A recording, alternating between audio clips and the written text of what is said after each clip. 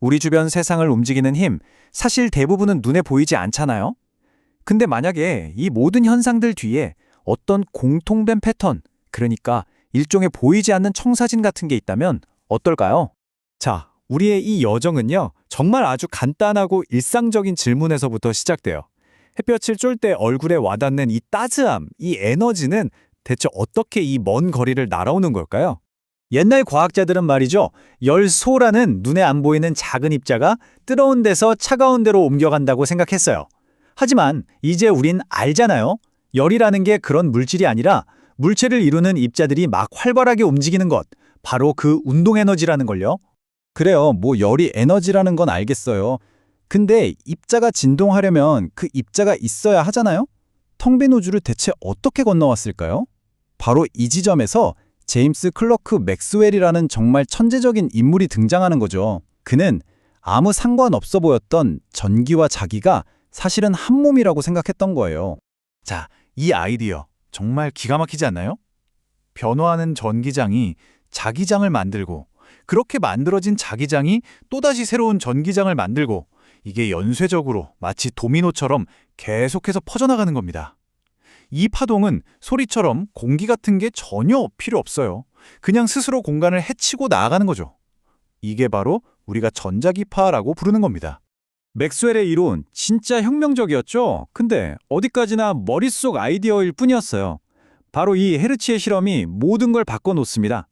전선 하나 없이 방 이쪽에서 전기 스파크를 일으켰더니 저쪽에서 똑같이 스파크가 튀는 걸 보여준 거예요. 보이지 않는 파동이 진짜로 실제가 존재한다는 걸 보여준 첫 번째 증거였던 거죠. 자, 이걸로 첫 번째 미스터리는 풀렸네요. 태양의 따스함은 바로 이 전자기파라는 보이지 않는 시스템을 타고 우리에게 온 거였습니다. 이제부터가 진짜 흥미로워집니다. 혹시 우리 세상 전체가 이런 보이지 않는 시스템이라는 어떤 기본 패턴 위에 세워져 있는 건 아닐까요? 한번 생각해 볼 문제죠. 좋아요. 그럼 이제 완전히 다른 세상으로 한번 넘어가 보죠.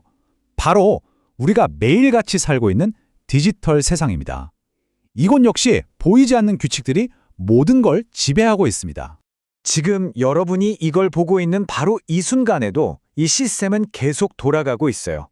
OSI 7계층 모델, 이름은 좀 복잡하게 들릴 수 있는데 그냥 인터넷 세계에 보이지 않는 문법이다 이렇게 생각하시면 아주 쉬워요. 우리가 전혀 신경 쓰지 않는 사이에도 이 복잡한 규칙들이 데이터가 안전하고 정확하게 오갈 수 있도록 보이지 않는 곳에서 전부 처리해주고 있는 거죠. 자, 이번에는 시선을 아주 깊은 곳, 바로 우리 내면으로 한번 돌려보죠. 어쩌면 우리의 의식조차 보이지 않는 어떤 토대 위에 지어진 걸지도 모릅니다.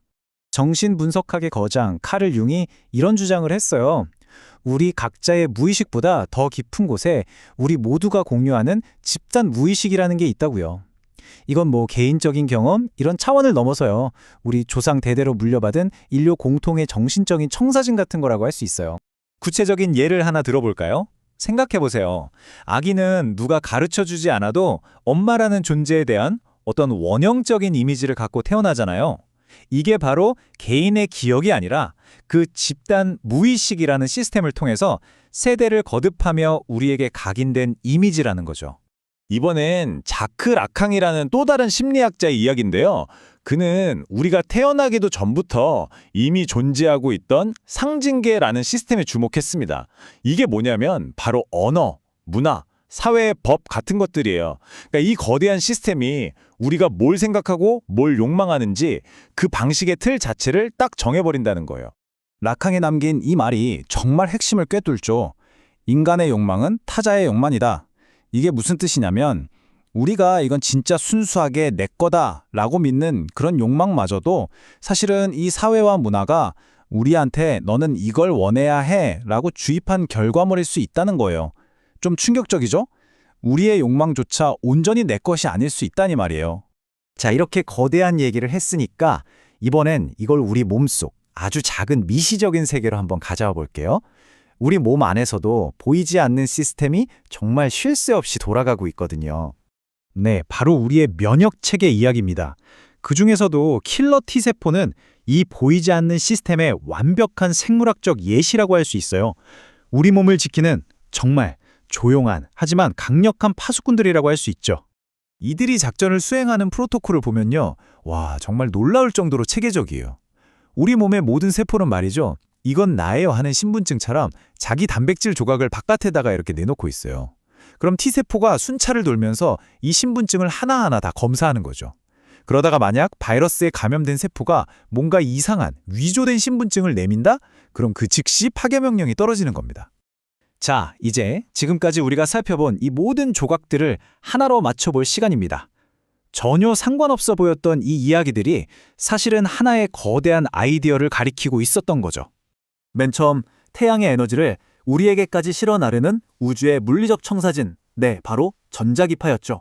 그리고 전 세계를 하나의 그물망으로 연결하는 디지털 시대의 청사진, 네트워크 프로토콜도 있었고요.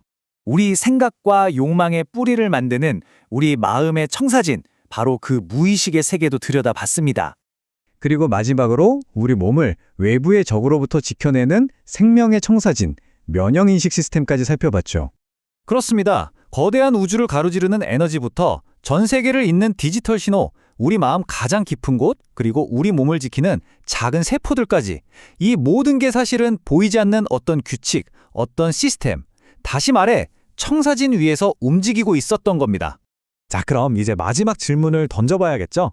우리가 아직 알아채지 못했을 뿐 지금 이 순간에도 우리의 현실을 조용히 빚어내고 있는 또 다른 보이지 않는 청사진은 대체 뭘까요?